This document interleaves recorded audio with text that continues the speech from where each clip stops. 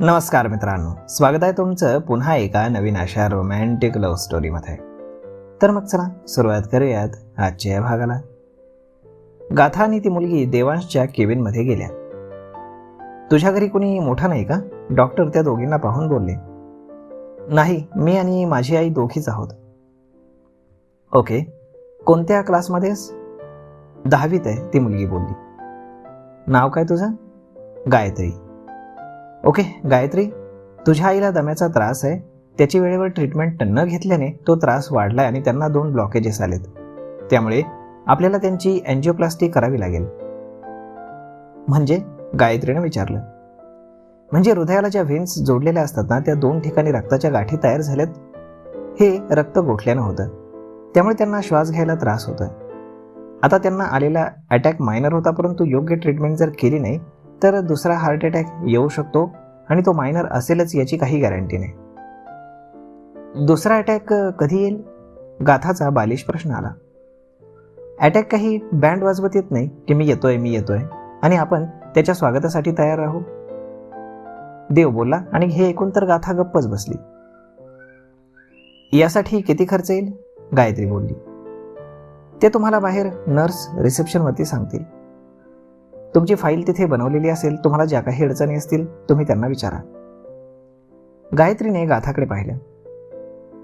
Doctor, ही गायत्री आहे ना, ही खूप... गाथा बोलतच होती की देवला एक फोन आला. तुमचे जे काही प्रश्न असतील ते बाहेर विचारा, ते तुम्हाला समजावून सांगतील. तुम्ही जाऊ शकता. देव फोन पाहत बोलला.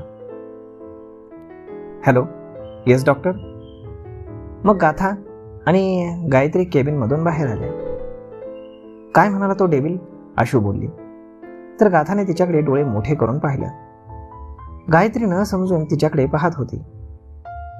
डॉक्टर साहेब काय बोलले? आशू दाताखाली जीभ चावत पुन्हा बोलली. एन्जिओप्लास्टी करावी लागेल असं म्हटले, गायत्री म्हणाली. ते काय असतं? आशू बोलली.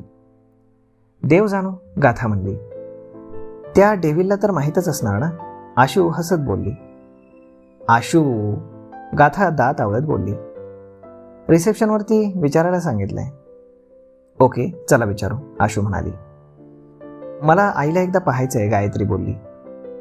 काकूंवर 3ऱ्या मजल्यावरती शिफ्ट केलंय, आशूनं सांगितलं. मग आधी काकूंना भेटूयात, गाथा बोलली. मग तीही लिफ्टनं 3ऱ्या मजल्यावर आल्या.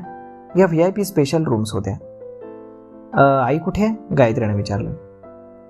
नर्स. मग आशूनं एका नर्सला आवाज दिला जी तिथे ड्युटीवर होती. हां बोला. माझी आई कुठे आहे? गायत्रीनं विचारलं. नाव काय? नर्सनं विचारलं. मंदाबाई ढगे. आत्ता जस्ट ॲडमिट झालेला पेशंट का? नर्सनं विचारलं. हो, रूम नंबर 7मध्ये आहेत, नर्स बोलली. थँक्यू. मग असं म्हणून तिघीही त्या रूम नंबर 7कडे निघाल्या. थांबा, नर्सने त्यांना थांबवलं. त्या अजून शुद्धीवर आलेल्या नाहीत, त्यांना आरामाची गरज आहे. तुम्ही त्यांना डिस्टर्ब करू नका, नर्स बोलली. आम्ही फक्त दुरूनच पाहतो, गाथा बोलली. ठीक आहे, नर्स म्हणाली. मग त्या तीही रूम नंबर 7मध्ये गेल्या आणि ममताने त्यांना पाहिलं. ही इथे काय करतेय? ममता मनातच बोलली. नर्स. ममताने त्या नर्सला आवाज दिला. Good afternoon madam. Good afternoon. या मुली इथे काय करतायत आणि रूम नंबर 7मध्ये का गेल्यात? जस्ट एक नवीन पेशंट ॲडमिट झालाय, त्यालाच भेटायला गेल्यात. ती पेशंट त्यांच्यातील एकीची आई आहे. ओके. डॉक्टर ममता मग तिथून निघून गेली. इकडे गायत्रीच्या आईला अजून शुद्ध आली नव्हती. गायत्रीला तिच्या आईला असं हॉस्पिटलच्या बेडवर झोपलेलं पाहून खूपच रडू आलं. डॉक्टर काय म्हणाले ते आठवून तिला फारच वाईट वाटत होतं. रडू नको गायत्री, तुझी आई लवकरच ठीक होईल. गाथा तिच्या खांद्यावरती हात ठेवून बोलली. मला शिकवण्यासाठी फार कष्ट घेते माझी आई. शिकून मी काहीतरी बनावं अशी तिची इच्छा आहे.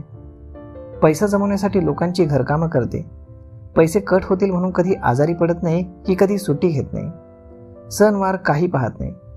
कधी अंगात थकवा कणकणी वाटली तर घरी येताना मेडिकलवरून 4-5 रुपयांची गोळी आणते आणि मग पुन्हा सकाळी कामाला लागते. माझ्यासाठी तिनं तिच्या त्रासाला दूर ठेवलं, गायत्री रडत बोलली. आशू आणि गाथाला तिची परिस्थिती पाहून फारच वाईट वाटत होतं. अगं नर्स काय बोलली विसरलीस का? काकूंना आरामाची गरज आहे. तू अशी रडशील तर त्या डिस्टर्ब होतील, नको रडू. तुझी आई ठीक होईल. हे हॉस्पिटल ना खूप छान आहे, आशू बोलली. ताई त्यांनी खर्चाबद्दल नाही सांगितलं, गायत्री डोळे पुसत बोलली. डोंट वरी, मी म्हटलं ना तुला, डॉक्टर देवांश गरजू आणि गरीब लोकांना मोफत ट्रीटमेंट देतात. तू नको काळजी करूस. चल आपण रिसेप्शनवर जाऊन त्यांच्याशी बोलू, गाथा बोलली. मग तिघीही रिसेप्शनवर आल्या. सकाळच्या मुलीची ड्युटी बदलली होती आणि आता दुसरी मुलगी होती. मॅडम, मंदाकिनी ढगेंची फाईल, गायत्री बोलली. एक मिनिट. तिनं कम्प्युटरवरती चेक केला.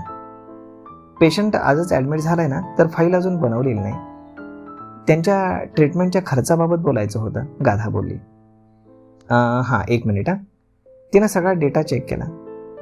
साधारण 7-8 लाख रुपये लागतील. काय, एवढे? मॅडम, मुंबईत नावाजलेलं हॉस्पिटल आहे, म्हणून काय एवढे पैसे? आशू बोलली. मॅडम, जे चार्जेस ठरलेले आहेत त्याचप्रमाणे मी तुम्हाला सांगितलं. अहो, ही खूप गरीब आहे, यांच्याकडे एवढे पैसे नाही आहेत, गाथा बोलली. पैसे द्यायची अवकात नसेल तर मग गव्हर्नमेंट हॉस्पिटलमध्ये जायचं होतं ना, इथे यायची काय गरज होती? मागणं डॉक्टर ममताचा आवाज आला. हिच्या तर. आशू दात ओठ खात बोलली आणि गाथाने तिचा हात दाबला. इथे गरीब पेशंट्सवरती मोफत ट्रीटमेंट होते ना, गाथानं विचारलं. होते ना, पण तुम्ही गरीब कुठे आहात? डॉक्टर ममता बोलली. गाथा सरपोतदारची मैत्रीण गरीब कशी असेल? डॉक्टर ममता उपहासात्मकपणे हसत बोलली. आणि आशू आणि गाथाला तिचा फारच राग येत होता. मॅडम, मी खरंच गरीब आहे. माझी आई धुणी भांडी करते आणि त्यातच आमचं कसं बसं भागतं, गायत्री कळवळून बोलली. आय एम सॉरी डिअर, इथे जर प्रत्येकाची अशी ट्रीटमेंट फुकट व्हायला लागली तर देवला हातात वाडगं घेऊन रस्त्यावर उभं राहावं लागेल. मॅडम, पण मी इतके पैसे कुठून आणू? गायत्री डोळ्यात पाणी आणून कळवळून बोलली. तुझी मैत्रीण आहे की, फार श्रीमंत आहे ती, तिला माग. या माझ्या मैत्रिणी नाहीत, माणुसकीच्या नात्याने या माझ्या सोबत आल्यात, गायत्री बोलली. ओह, मग त्यांना जरा अजून माणुसकी दाखवायला सांगा, डॉक्टर ममता हसत बोलली. मॅडम प्लीज, गायत्री तिच्या पुढे हात जोडून बोलली आणि गाथाने तिचे हात खाली केले. यू आर राईट, ही माझी मैत्रीण आहे आणि गाथा तिच्या मित्रांसाठी काहीही करू शकते. मग या हॉस्पिटलचं बिल काय चीज आहे? किती खर्च लागेल म्हटलात? गाथानं रिसेप्शन गर्लला विचारलं. 7-8 लाख रुपये तरी लागतील, ती मुलगी म्हणाली. जेवढा लागायचा तेवढा लागू द्या, बिल ही गाथा सरपोतदार देईल, गाथा देखील ठसक्यात बोलली. वा, मैत्री असावी तर अशी. ॲडव्हान्स लागेल भरा. शेफाली, यांची फाईल लगेच तयार करून घ्या, डॉक्टर ममता त्या रिसेप्शन गर्लला बोलली आणि गाथाला एक लुक देऊन तिथून निघून गेली. मॅडम, तुम्हाला आत्ता कमीत कमी 4 लाख रुपये तरी भरावे लागतील. ओके, मला अर्धा तास द्या, गाथा बोलली. ताई, गायत्री हात जोडून तिच्या समोर उभी होत बोलली. वेडी आहेस का? आई असणं किती मोठी गोष्ट आहे माहीत आहे मला, तिच्यासाठी काहीही. गाथा देखील डोळ्यात पाणी आणून बोलली आणि तिला तिच्या आईची आठवण झाली. तर मग मित्रांनो, तुम्हाला काय वाटतं, हा पेशंट खरंच गाथाला काही मदत करेल का? पाहूयात पुढच्या भागात. तोपर्यंत तुम्हाला आजचा हा भाग, ही लव्ह स्टोरी कशी वाटली हे तुम्ही आम्हाला कमेंट करून नक्कीच सांगा.